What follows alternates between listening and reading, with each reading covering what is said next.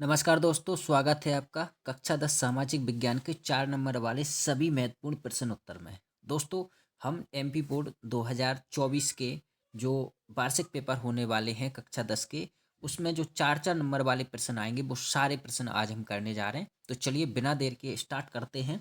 और हाँ, आपसे एक रिक्वेस्ट है कि वीडियो के लास्ट तक जरूर रहना ताकि आपको पूरे क्वेश्चन मिल जाए। ओके, चलिए पहला क्वेश्चन है परंपरागत और गैर परंपरागत ऊर्जा संसाधनों में अंतर लिखिए। ओके दोस्तों, इसका आंसर है कोयला, पेट्रोलियम, परमाणु ऊर्जा, जल शक्ति। ऊर्जा के परंपरागत साधन, देखिए ऊर्जा के परंपरागत साधन और ऊर्जा के गैर परंपरागत साधन। ठीक है, इसका पहला पॉइंट। दूसरा पॉइंट है सौर ऊर्जा, भूतापीय ऊर्जा, ज्वारीय ऊर्जा, पवन ऊर्जा, कूड़े कचरा गोबर व मलमूत्र से तैयार ऊर्जा इस श्रेणी में आते हैं। देखिए, जो हम पहले से यूज करते आ रहे हैं वो परंपरागत है, और जो अभी नई नई तकनीकें हमने खोजी हैं वो आपकी गैर परंपरागत में आएंगी। ओके, दूसरा पॉइंट है जल विद्युत में के अतिरिक्त इन सभी साधनों से प्रदूषण फैलता है। इन सभी से यानी कि जो अपन लाइट जलाते हैं उसको छोड़कर, और इसमें ये साधन प्रदूषण मुक्त ऊर्जा देते हैं, यानी कि इनसे प्रदूषण नहीं फैलता है। तीसरा, जल विद्युत को छोड़कर ये साधन अनापूर्ति साधनों की श्रेणी में आते हैं। इनका एक बार प्रयोग करने के बाद दोबारा प्रयोग करना संभव नहीं है। देखिए सही बात है, जब आप जैसे मान लो आपने पेट्रोल जला दिया, एक बार जल गया तो वो दोबारा यूज में नहीं आएगा, है ना। इसी प्रकार से कोयला, इसी प्रकार से आपका जो क्या कहते हैं परमाणु ऊर्जा आदि, लेकिन जल को आप दोबारा से कर सकते हो। ठीक है, और ये सभी साधन आपूर्ति साधनों की श्रेणी में आते हैं। इनका प्रयोग निरंतर संभव है। ओके, अच्छा, इनका प्रयोग गैर परंपरागत साधनों के बाद हुआ है और इनका प्रयोग पहले से हो रहा है। ओके, चलिए दूसरा क्वेश्चन है आपका। देखिए, रेट हॉल खनन पर संक्षिप्त टिप्पणी लिखिए। इसका आंसर है आपका भारत में अधिकांशतः खनिज राष्ट्रीयकृत और इनका निष्कर्षण सरकारी अनुमति के पश्चात ही संभव है।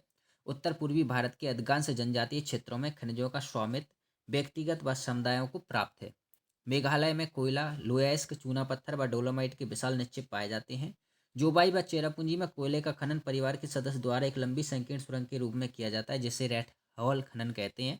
Green national national green tribunal NGT ने इन क्रियाकलापों को अवैध घोषित किया है और सलाह दी है कि इसे तुरंत बंद कर देना चाहिए। दोस्तों, जिस चोरी छुपे से जो खनन किया जाता है उसको रेट होल खनन कहते हैं। ठीक है, अच्छा दोस्तों, आपको लास्ट तक रहना, ध्यान रखना।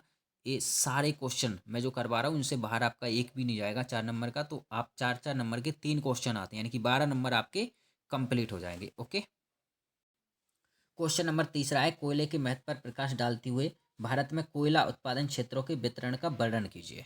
ओके, इसका आंसर आपके सामने है दोस्तों। अच्छा, एक बात और मैं बता दूं आपको, मैं ये आंसर आपको परीक्षा अध्ययन में से करवा रहा हूँ। तो आप, अच्छा, परीक्षा अध्ययन है मेरे पास और एक मेरे पास ये है परीक्षा बोध, तो इन दोनों में से मैं आंसर करवाता हूँ। तो आप चाहो तो इनके आंसर लिख सकते हो, चाहो तो अगर आपके पास परीक्षा अध्ययन है तो आप उसमें से याद कर सकते हो। ठीक है, मेरा उद्देश्य आपको क्वेश्चन पहुंचाना है आप तक।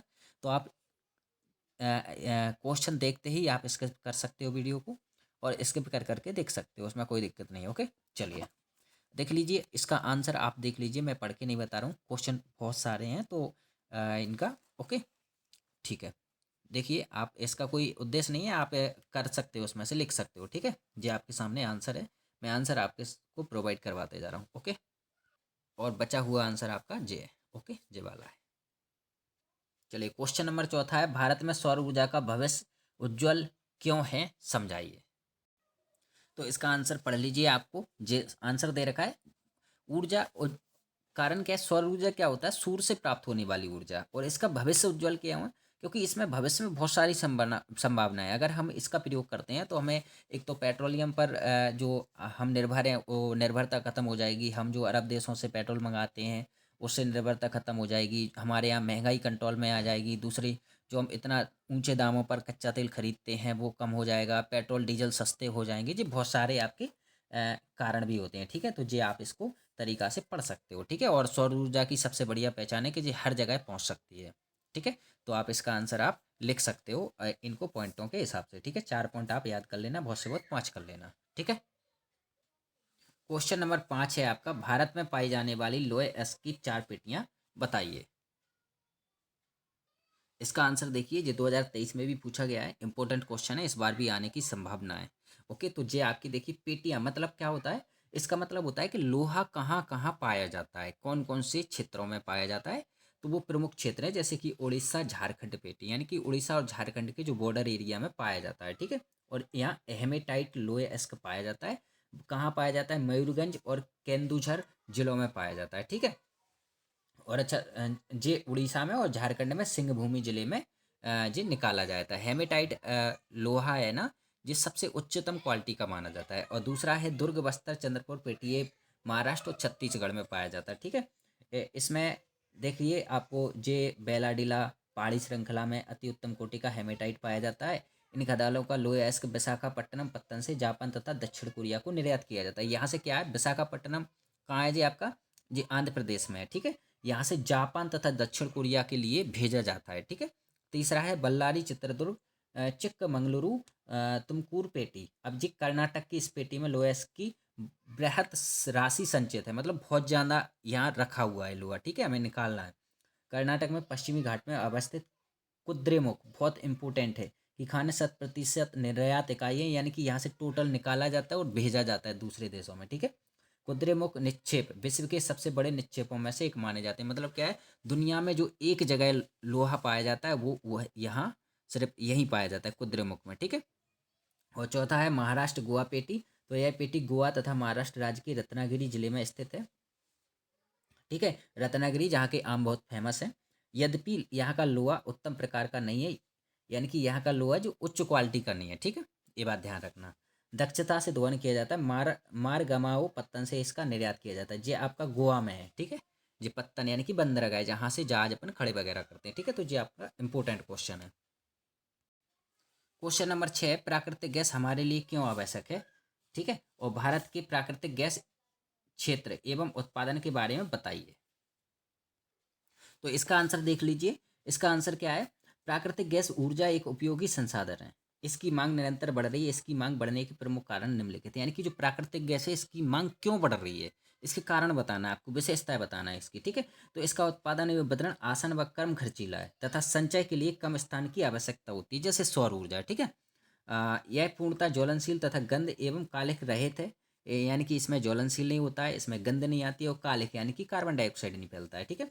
अतः घरों को गर्म रखने, भोजन बनाने आदि के लिए उत्तम ईंधन है। तीसरा, उपयोग के बाद इसमें धूल या राख नहीं होती है, अपने प्राकृतिक रूप में ही यह ज्वलनशील है, ओके। और प्राकृतिक गैस का महत्वपूर्ण उपयोग गृह ऊर्जा के अतिरिक्त पेट्रोल, रसायन, उर्वरक तथा विद्युत उत्पादन में भी होता है। इसका 60% भाग उर्वरक कारखानों, 20% विद्युत उत्पादन और 15% आंतरिक प्रयोग और 5% अन्य कार्यों में हो रहा है, ठीक है। तो ये इसको आप बहुत अच्छे से कर सकते हो, ठीक है। इसलिए मतलब इन कारणों की वजह से इसकी मांग निरंतर बढ़ रही है, ठीक है। अब देखिए भारत का मानचित्र, आपको मानचित्र पढ़ना, और मानचित्र में मैं आपको 8-10 चीज़ें ऐसी बता रहा हूँ कि वो आप अच्छे से याद कर लो, तो आप उनसे बाहर नहीं जाएगा। और जो 4 नंबर में आता है तो आपके 4 नंबर पक्के हो जाएंगे, ओके। चलिए देखते हैं। देखिए, ये मानचित्र जे हैं, ये जगह हैं, ये फेमस जगह हैं, कोई कोयले उत्पादन के लिए है, तो कोई किसी चीज़ के लिए मतलब उत्पादन के लिए फेमस है, यानी कि जो प्रसिद्ध जगह हैं उनको आपसे पूछा जाता है मैप में बताइए कौन सी जगह पर अवस्थित हैं ये। तो सबसे पहले जी कुछ जगह हैं, देखिए अजमेर राजस्थान में पड़ता है, हजारीबाग, बालाघाट, सुंदरगढ़, है ना, बेलाडीला, चित्रदुर्ग, नर्मदा, सलोंग, तापी नदी, सिक्किम आदि, ये आपकी कुछ प्रसिद्ध जगह हैं जो आपसे मैप में पूछा जाता है। तो ये देखिए आपका भारत का मैप है, जे आपको अगर अपन बांटे इस तरीके से, तो जे यहाँ बीच में अपना मध्य प्रदेश पड़ता है, इसके जस्ट उत्तर में उत्तर प्रदेश, दक्षिण में आपका महाराष्ट्र पड़ता है, ठीक है। तो देखिए इसमें कुछ फेमस जगह है जो आपसे पूछी गई, अजमेर जैसे कि, तो अजमेर देखिए यहाँ है राजस्थान में, मैंने बताया राजस्थान में, तो देखिए मध्य प्रदेश के जस्ट बगल से है। दूसरा पूछा है आपसे हजारीबाग, तो हजारीबाग आपका पड़ता है इधर, कहाँ पड़ता है जी, झारखंड में पड़ता है, कहाँ पड़ता है, झारखंड में पड़ता है। देखिए जी बिहार है, और बिहार की जस्ट नीचे आपका हजारीबाग पड़ता है, ठीक है। रांची के जस्ट निकट में पाया जाता है। अगला है आपका बालाघाट, तो बालाघाट हमारे मध्य प्रदेश में ही पड़ता है, ये है, देख लीजिए ध्यान से, नर्मदा नदी के जस्ट दक्षिण में बालाघाट पड़ता है, ठीक है जी। नर्मदा नदी गई हुई है और जी तापी नदी गई हुई है, तो नर्मदा नदी और तापी नदी, ठीक है। ये दो चीज़ें क्लियर हो गई। अब आपसे पूछा है सुंदरगढ़, तो देखिए सुंदरगढ़ ये है आपका, ठीक है। और ये कहाँ पड़ता है जी, छत्तीसगढ़ में पड़ता है जी, ये देखिए मध्य प्रदेश, और मध्य प्रदेश के जस्ट बगल से छत्तीसगढ़। अब आता है आपका बेलाडीला। तो बेलाडीला आपका देख लीजिए जे है, जे अपना पड़ता है, कहाँ पड़ता है, आंध्र प्रदेश में। देखिए एक बात ध्यान रखना, जे आपका क्या है, तेलंगाना, तेलंगाना है, और जे यहाँ से लगा है आंध्र, सॉरी उड़ीसा। तो उड़ीसा के जस्ट बगल से आपका क्या पड़ता है, बेलाडीला पड़ता है, उड़ीसा और तेलंगाना के बॉर्डर पर पड़ता है। ठीक है, अगला है चित्रदुर्ग। तो चित्रदुर्ग देखिए जे है यहाँ, चित्रदुर्ग।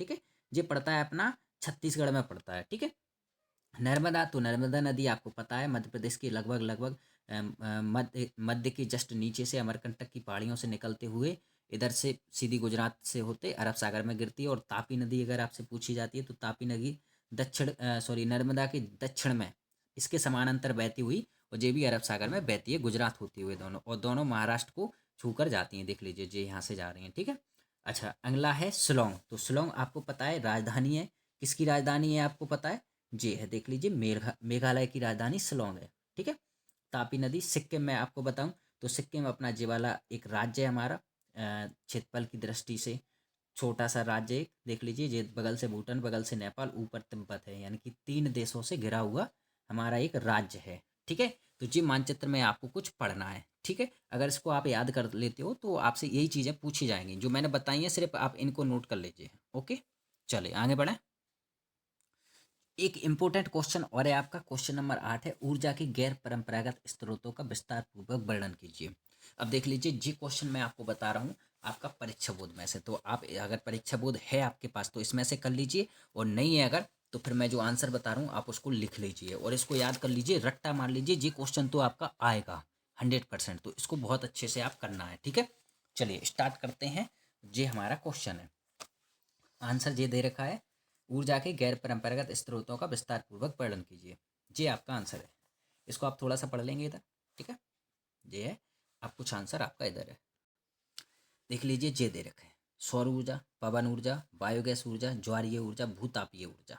ठीक है, ये भूतापीय ऊर्जा है, तो आप इनको अच्छे से याद कर लेना। मैं थोड़ा सा आपको बता देता हूँ, सौर ऊर्जा यानी कि सूर्य से प्राप्त होने वाली ऊर्जा, पवन ऊर्जा वायु से प्राप्त होने वाली ऊर्जा, बायोगैस ऊर्जा गोबर गैस अपशिष्ट वस्तुओं से आदि से प्राप्त होने वाली ऊर्जा, ज्वारीय ऊर्जा जो महासागरों से जो तरंगें उठती हैं, वो लहरें उठती हैं, उनसे प्राप्त ऊर्जा, और भूतापीय ऊर्जा यानी कि भू से जो, यानी कि जो हमारे धरती में अंदर जो कहें तो ऊर्जा यानी कि गैस के भंडार हैं, उसको अपन कहते हैं भूतापीय ऊर्जा। तो ये आपको अच्छे से पढ़ लेना, और इसके पाँचों चारों पॉइंट आपको याद कर लेना, यहाँ तक कर लो आप। ठीक है, 4 पॉइंट तक कर लो, इसको छोड़ना नहीं, ये तो बहुत ही ज़्यादा इंपॉर्टेंट क्वेश्चन है। क्वेश्चन नंबर 9 है, असहयोग आंदोलन के कोई 4 कारण लिखिए। ठीक है, तो इसको देखते हैं। देखिए ये क्वेश्चन है, इसका आंसर है, और जब भी मैं उसी में से बता रहा हूँ परीक्षा बोर्ड में से, तो आप इसका आंसर लिख लें, क्योंकि ज़्यादातर बच्चों के पास परीक्षा अध्ययन होती है, परीक्षा बोर्ड कम होती है, तो क्योंकि मुझे इसमें इंपॉर्टेंट क्वेश्चन मिला जी, और जो इसके आने के बहुत ज़्यादा चांस है, इसलिए मैं इसको बता रहा हूँ, तो आप इसको लिख लें अगर परीक्षा अध्ययन आप, सॉरी परीक्षा बोर्ड आपके पास नहीं है तो। ठीक है, क्योंकि परीक्षा अध्ययन में ये क्वेश्चन नहीं है। देख लीजिए यहाँ जे दे रखा है, असहयोग आंदोलन के कारणों की समीक्षा करें, यानी कि जो असहयोग आंदोलन था वो क्यों हुआ था, उसके क्या क्या कारण हुए। तो कारण ये है, सबसे पहला है आर्थिक कारण, प्रथम विश्व युद्ध का भारत की आर्थिक स्थिति पर बहुत बुरा प्रभाव पड़ा। प्रथम विश्व युद्ध कब हुआ, 1914 से 1917 के बीच में हुआ था। ठीक है, युद्ध के बाद वस्तुओं के अभाव, मूल्यों में वृद्धि, कालाबाजारी, करों में वृद्धि आदि के कारण जनसाधारण को आर्थिक संकट का सामना करना पड़ा था। इस समय अकाल और महामारी के कारण असंतोष बढ़ गया, परिणाम स्वरूप क्रांतिकारी आंदोलन सक्रिय उठा। मतलब क्या है कि पैसे की कमी थी, व्यक्ति भूख प्यास से मर रहा था, उसके पास कोई यानी कि जीवन यापन के लिए आर्थिक स्थिति बहुत ज़्यादा खराब थी, कालाबाजारी हो रही थी, मूल्यों में वृद्धि हो रही थी, करों में वृद्धि हो रही थी, तो इस कारण एक ये कारण रहा। दूसरा है सरकारी की दमनकारी नीति, आपको सबको पता है कि अंग्रेज किस तरीके से व्यवहार करते थे हिंदुस्तानियों के साथ, है ना, हमें वो एक तरीके से टोटल हमारा अपना गुलाम समझते थे, और उसी तरीके से हमारे साथ व्यवहार करते थे। तो आप इसको अच्छे तरीके से, सरकार की दमनकारी नीति, आप इसको या तो बना के भी कर सकते हो, कोई दिक्कत नहीं, अगर आप हेडिंग भी कर लो तो आप इसका आंसर बना के भी लिख सकते हो। ठीक है, थोड़ा सा पढ़ के जाओ अगर तो। अब प्रथम विश्व युद्ध का प्रभाव, प्रभाव क्या था देखिए। प्रथम विश्व युद्ध में आत्मनिर्णय के सिद्धांत का प्रतिपादन हुआ, इस सिद्धांत के प्रभाव के कारण चीन, भारत आदि देशों में राष्ट्रीयता की लहर आई। राष्ट्रीयता यानी कि हम अपने, हमारे देश के नागरिक हमारे देश से प्रेम करने लगे। देश से प्रेम तो पहले ही से करते थे, लेकिन वो भावना जागृत हुई कि हमें भी एक आज़ाद देश चाहिए, हम भी आज़ादी चाहते हैं। ठीक है, कांग्रेस अंग्रेजी सरकार से आत्मनिर्णय के अधिकार की मांग करने लगे। प्रथम विश्व युद्ध के बाद राष्ट्रीय आंदोलन का स्वरूप बदल गया। और सबसे इम्पोर्टेंट फैक्ट आता है इसमें चौथे नंबर का, 1919 के मांटेगू चेम्सफोर्ड एक्ट से निराशा, मतलब क्या है, रोलेट एक्ट भी कहते हैं इसे। क्या कहते हैं? Rowlatt act. इसमें क्या था कि देखो, प्रथम विश्व युद्ध के बाद 1919 में मांटेगू चेम्सफोर्ड सुधार योजना प्रकाशित किया गया। इस योजना से भारतीयों की आशाओं पर पानी फेर दिया गया। कांग्रेस ने इस सुधार को अपूर्ण, असंतोषजनक, निराशापूर्ण कहकर इसकी आलोचना की। इसके बाद उन्होंने असहयोग नीति को अपनाया। ठीक है, तो ये 4 पॉइंट आप पढ़ लीजिए, चाहो तो आप ठीक है 4 ही पॉइंट पढ़ लीजिए, आपके लिए पर्याप्त हैं। ठीक, जी हाँ, जी आपके 4 पॉइंट हैं, आप इनको अच्छे से याद कर लीजिए। एक क्वेश्चन आपका इम्पोर्टेंट है। ठीक, चलिए दोस्तों, तो देखिए हम यहाँ तक 9 क्वेश्चन कवर कर चुके हैं। बस 4-5 क्वेश्चन और होंगे इसमें से, और पूरे 4-4 नंबर के हमारे क्वेश्चन फिनिश हो जाते हैं। इसके बाद एक वीडियो और बनाएंगे हम छोटी सी, उसमें हमारे सारे क्वेश्चन कवर हो जाएंगे। तो यहाँ तक अगर आपको अच्छा लगा है वीडियो को सबसे पहले तो लाइक कर दीजिए, चैनल को सब्सक्राइब कर दीजिए, और हाँ, आपके दोस्त भी पढ़ते हैं तो उनको भी शेयर कर दीजिए। सभी को मिल जाना चाहिए, क्वेश्चन बाहर नहीं जाना चाहिए। इस बार 90% से कम नहीं बनना चाहिए। ठीक है, मैं भी मेहनत कर रहा हूँ, आपको भी मेहनत करना है बराबर। जब तक मैं आपको वो नेक्स्ट वीडियो लेकर आऊँगा, आप इनको याद करके आएंगे। ओके, चलिए, धन्यवाद।